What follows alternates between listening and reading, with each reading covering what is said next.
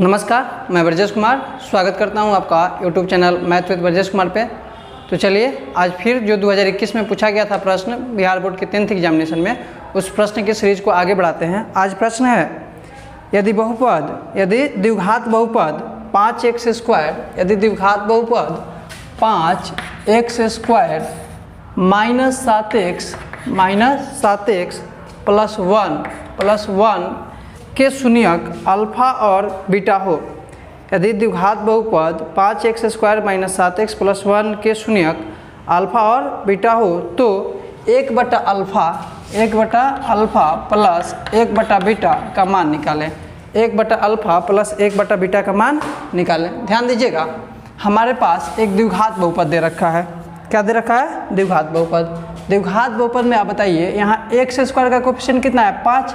तो a का मान कितना हो गया? 5।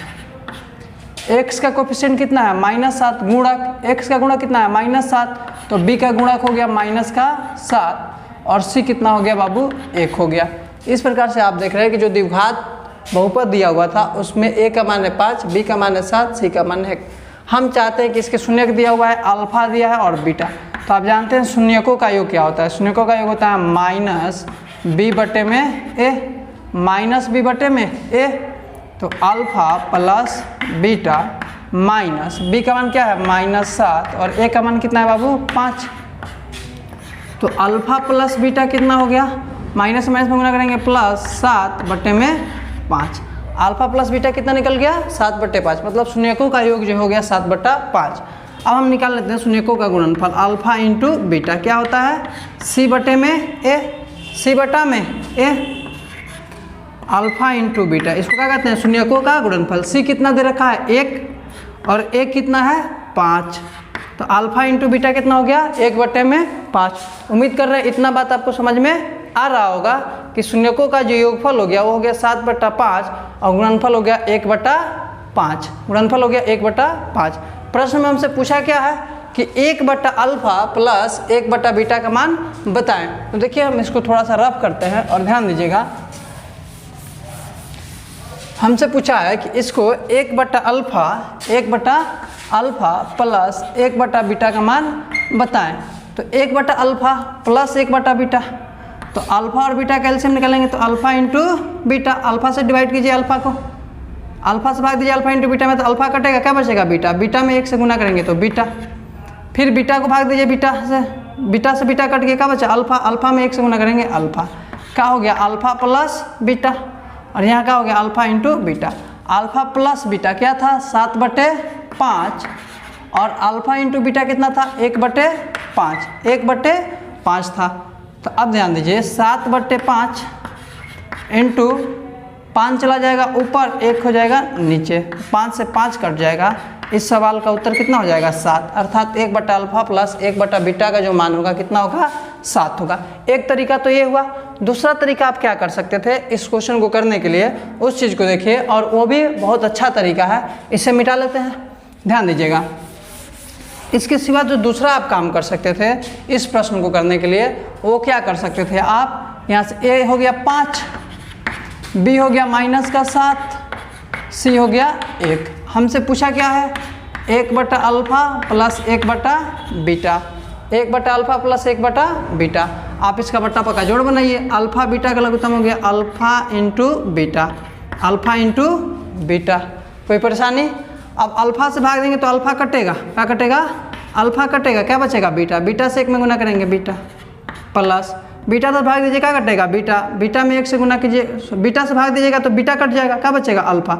अल्फा में 1 से गुना करेंगे अल्फा। फिर समझिए, अल्फा बीटा का लघुत्तम हो गया अल्फा इंटू बीटा। अल्फा से डिवाइड किए तो अल्फा कटा, क्या बचा? बीटा। बीटा से 1 में गुना करेंगे बीटा। फिर बीटा से जब डिवाइड कीजिएगा तो बीटा कैंसिल हो जाएगा, क्या बचेगा? अल्फा। अल्फा में 1 से गुना करेंगे अल्फा। अब ध्यान दीजिए, अल्फा प्लस बीटा क्या होता है? -b/a और अल्फा इंटू बीटा क्या होता है? c/a। अब लंगड़ी भिन्न बना दीजिए इसका, -b/a इंटू a चला गया सबसे ऊपर और c आ गया उसके नीचे।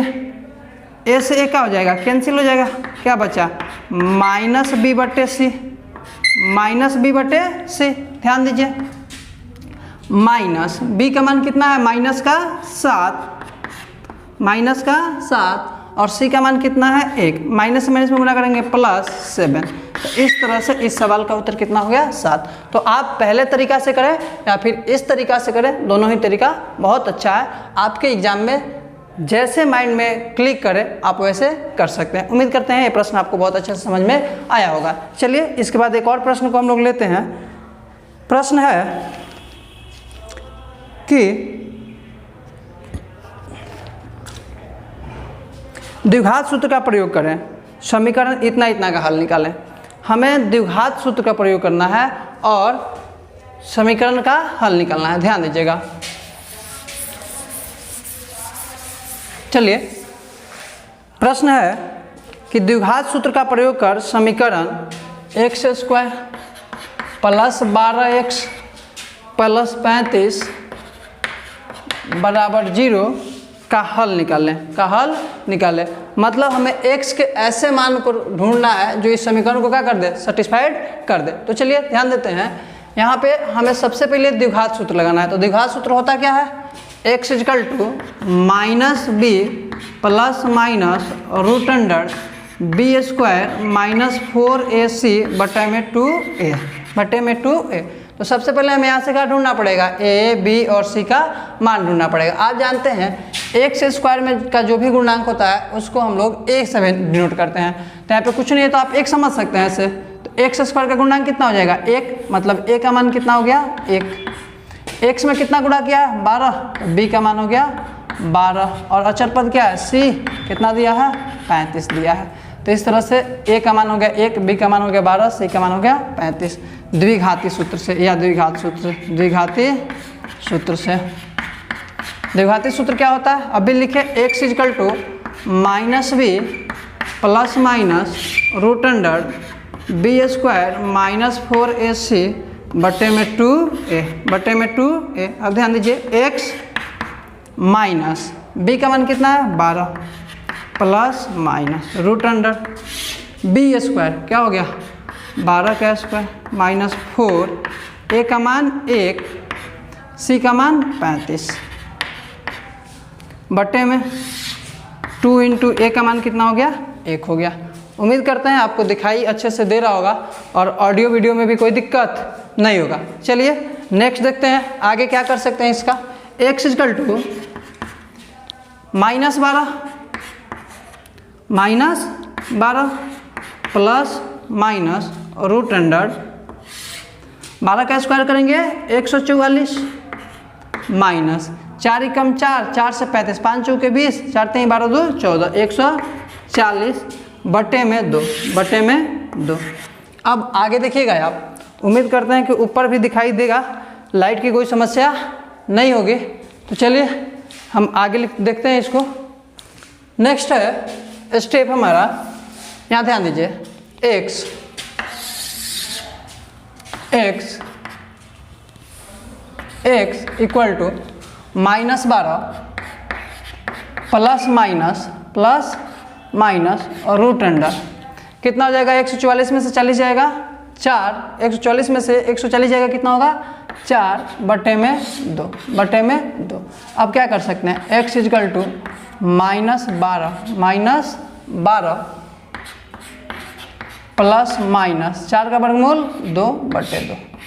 अब यहाँ से हम क्या लिखेंगे, एक बार x का वैल्यू जो होगा प्लस में -12 प्लस 2/2 और दूसरा क्या होगा -12 - 2/2 -12 - 2/2। यहाँ तो कोई दिक्कत है, शायद ये वाला लाइन आपको नहीं दिख रहा हो तो इसको मिटा लेते हैं और मिटा के इधर लिखते हैं।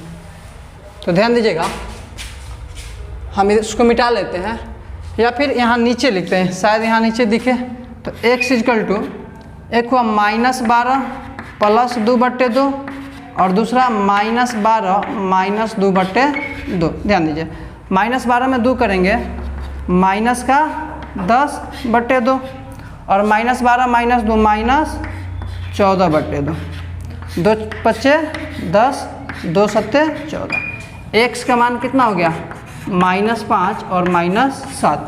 उम्मीद करते हैं कि ये भी क्वेश्चन आपको बहुत अच्छे से समझ में आया होगा। यहाँ पे इतना दूर में लाइट की प्रॉब्लम होने की वजह से हम यहाँ पे नीचे लिख दिए। ठीक है, चलिए एक बार इस प्रश्न को फिर से रिकैप कर देते हैं। प्रश्न था कि द्विघात बहुपद x square plus 12x plus 35 बराबर 0 को द्विघाती सूत्र से हल कीजिए। द्विघाती सूत्र क्या होता है? x equal to minus b plus minus root under b square minus 4ac बटे में 2a।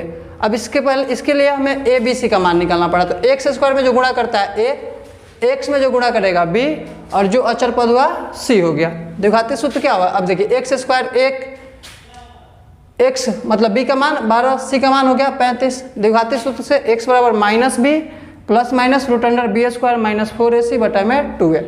x equal to minus b का मान था 12 प्लस माइनस b का मान 12 का स्क्वायर माइनस 4, a का मान 1, c का मान 35 बटा में 2, a का मान हो गया 1। माइनस 12 प्लस माइनस 12 का स्क्वायर करेंगे 144, और 4 में 35 से गुना कर दिया हो गया 140 बटे 2।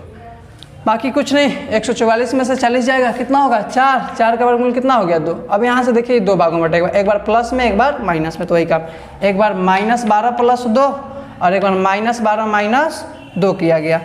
माइनस 12 में 2 करेंगे माइनस 10 बटे 2, माइनस 12 माइनस 2 माइनस 14 बटे 2। इसको कैंसिल किए, 5 बार में कटा, ये 2 बार में कटा, तो x का मान हो गया माइनस 5 और माइनस 7। इस तरह से ये सवाल का उत्तर था। उम्मीद करते हैं ये प्रश्न भी आपको समझ में आए होंगे। यदि वीडियो आपको अच्छा लगता है तो वीडियो को लाइक करें और अपने दोस्तों के बीच शेयर करें तथा चैनल को सब्सक्राइब कर दें। वीडियो में अंत तक बने रहने के लिए आपका बहुत बहुत धन्यवाद।